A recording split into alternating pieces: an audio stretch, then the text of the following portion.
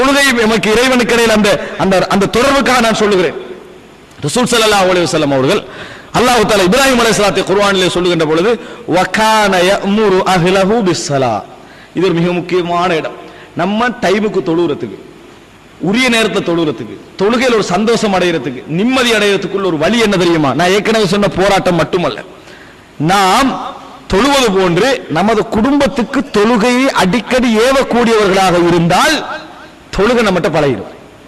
தொழுகை என்ன செய்யும்? உரிய வக்துக்கு பழகும். அல்லாஹ் தஆலா சொல்றான் இப்ராஹிம் அலைஹிஸ்ஸலாத்தை வகான யுஸல்லி, அவர் தொழக்கூடியவராக இருந்தார்னு சொல்லல, வகான யஅமுரு அஹ்லஹு பிஸ்ஸலா, தன் குடும்பத்தை தொழுகைக்கு ஏவக்கூடியவர்களாக இருந்தார்கள்.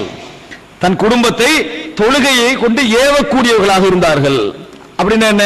தன் மனைவியை தொழுங்கன்னு சொல்றது, பிள்ளைய தொழுங்க என்று சொல்றது, இந்த பழக்கம் இப்ராஹிம் அலைஹிஸ்ஸலாத்தில் இருந்தது என்றார்.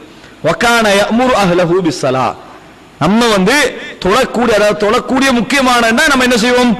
மனைவிட்ட தொழுதாண்டி எப்ப கேட்போம்? நம்ம தொழுத போறதான் கேட்போம். நம்ம தொழுத போறதான் கேட்போம். தொழ சொல்லியே நம்ம பழகிட்டோம் வைங்களே, நாங்க தொழ சொல்லியே பழகிட்டோம்னா தொழுகைக்கு நம்ம ஆட்டோமேட்டிக்கா என்ன செய்வோம்? பழகிடுவோம். அது மாத்திரமல்ல, இப்ராஹிம் அலைஹிஸ்ஸலாம் கேட்ட துஆக்கள் உண்டு தெரியுமா? ரப்பி ஜஅல்னி முகீமஸ் ஸலாத்தி, யா அல்லாஹ் என்னை தொழுகையை நிலைநாட்டக்கூடியவனாக ஆக்குவாயாக. இப்ராஹிம் அலைஹிஸ்ஸலாம் கேட்ட துஆக்கள் உண்டு, ரப்பி ஜஅல்னி முகீமஸ் ஸலா, யா அல்லாஹ் என்னை தொழுகையை நிலைநாட்டக்கூடியவனாக ஆக்குவாயாக. ரசூலுல்லாஹி அல்லாஹ் தஆலா சொல்றார் வஅமுர் அஹ்லக பிஸ்ஸலா, நபியே உங்கள் குடும்பத்துக்கு தொழுகையை ஏவுங்கள். பாருங்க, இப்ராஹிம் அலைஹிஸ்ஸலாம் வகான யஅமுரு அஹ்லஹு பிஸ்ஸலா, தன் குடும்பத்துக்கு தொழுகை ஏவக்கூடியவராக இருந்தார். இப்ராஹிம் அலைஹிஸ்ஸலாம் மனைவி தொழ மாட்டாவா? இப்ராஹிம் அலைஹிஸ்ஸலாம் புள்ள தொழ மாட்டாங்களா? தொழுகை ஏவக்கூடியவராக இருந்தார்னா ரசூல் ஸல்லல்லாஹு வஅமுர் அஹ்லக பிஸ்ஸலா, உங்கள் குடும்பத்தை தொழுகைக்கு ஏவுங்கள். ரசூலான மனைவிமார் தொழ மாட்டாங்களா? பிள்ளைகள் தொழ மாட்டாங்களா? அர்த்தம் என்ன? தொழுகையை ஏவுதல் எங்கள் பழக்கத்தில் உள்ள ஒன்றாக இருக்க வேண்டும். தொழுதீங்களா? தொழுதுட்டீங்களா? தொழலையா? இது என்ன செய்யணும்? எங்கள் பழக்க வழக்கத்தில் ஒன்றாக இருக்கணும். நீங்க வீட்டில் இருக்கிறீங்களா? தொழுகையை கவனிக்கக்கூடியவராக அவர் இருப்பார். அவர் வீட்டில் இருந்தா தொழுகை எப்ப பார்த்தாலும் தொழலையான்னு கேட்டுக்கிட்டே இருப்பாரு என்ற மனப்பதிவு அந்த குடும்பத்தில் ஏற்பட வேண்டும். மனைவி எப்படி இருக்கணும்? அவ இல்ல இருந்தான தொழலைன்னு என்ன செஞ்சிருவா? கோவிச்சு கொள்வா என்று சொல்கின்ற அளவில் கணவன் இருக்க வேண்டும். ரசூல் ஸல்லல்லாஹு அலைஹி வஸல்லம் சொல்றாங்க, சிறந்த கணவன் மனைவி பற்றி சொல்கிறார்கள். அதாவது கணவனில் சிறந்தவர் மனைவியில் சிறந்தவர் யார் தெரியுமா?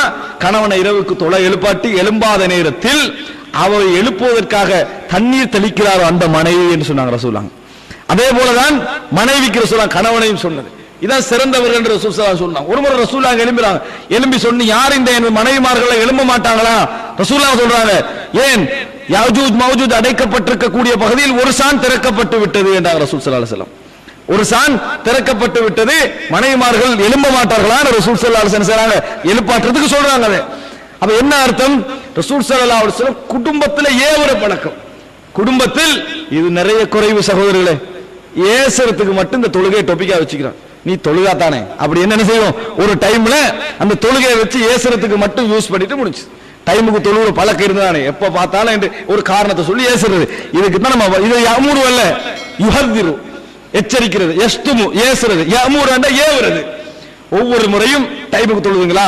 தொழுகத்தை கேட்டுக்கொண்டே இருக்கிறது. இந்த பழக்கம் என்ன செய்ய வேண்டும்? எங்களிடத்துல வர வேண்டும். இப்ராஹிம் அலைஹிஸ்ஸலாம் ஏவுகிறார், ரசூல் ஸல்லல்லாஹு அலைஹி வஸல்லம் அவர்களுக்கு அல்லாஹ் ஏவ சொல்றான், வஸ்தபிர் அலைஹா, அந்த தொழுகையில் பொறுமையாக இருங்கள்.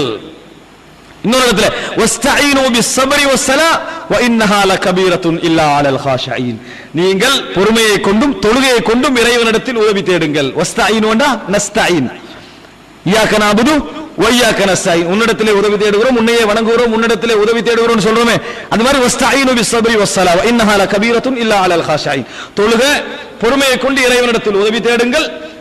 குஷு இறையச்சம் உள்ளவர்களுக்கே அன்றி மற்றவர்களுக்கு அது பாரமாக இருக்கும். மற்றவர்களுக்கு அது ஒரு பெரிய ஒரு பாரமாக என்ன செய்யும்? அது இருக்கும் என்று சொல்லி அல்லாஹ் தஆலா குர்ஆனிலே சொல்லி காட்டுகிறார். அன்புள்ள சகோதரர்களே, இந்த மனோபக்குவம் இருக்குமாக இருந்தால், நான் சொன்ன இந்த அடிப்படையில் நம்ம தொழுகையில் ஒரு கவனம் செலுத்துவோம் என்று சொன்னால், அல்லாஹ் தஆலா சொல்லி காட்டுகிறான், இந்த தொழுகை என்ன செய்யும்? தன்ஹா அனில் ஃபஹ்ஷாஇ வல் முன்கர், மானக்கேடான அருவருக்கத்தக்க விஷயங்களை விட்டு இந்த தொழுகை தடுக்கும் அப்படின்றார். இந்த தொழுகை தடுக்கும் என்று சொல்லி அல்லாஹு தஆலா குர்ஆனிலே சொல்லி காட்டுகிறான். நம்முடைய இந்த பழக்கம் இருக்கிறது, இந்த தொழுகை ஏவுகின்ற, தொழுகை விஷயத்தை சொல்லுகின்ற, தொழுகை கடைபிடிக்கின்ற, பூர்ணப்படுத்துகின்ற இந்த பழக்கம் எங்களை என்ன செய்யும்?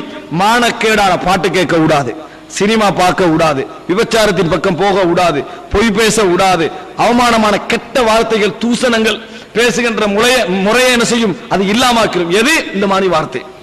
யன்ஹா அனில் ஃபஹ்ஷாஇ வல் முன்கர், மானக்கேடான மோசமான விஷயங்களை விட்டும் இந்த தொழுகை தடுக்கும். இயற்கையாக எங்களுக்குள்ள உருவாகும், அது இயற்கையாக அது எங்களிடத்தில் உருவாகும் என அல்லாஹ் தஆலா சொல்லி காட்டுகிறான். அன்புள்ள சகோதரர்களே, ரசூல் ஸல்லல்லாஹு அலைஹி வஸல்லம் அவர்கள் ஒரு மனிதர் கொண்டு வரப்படுறார்.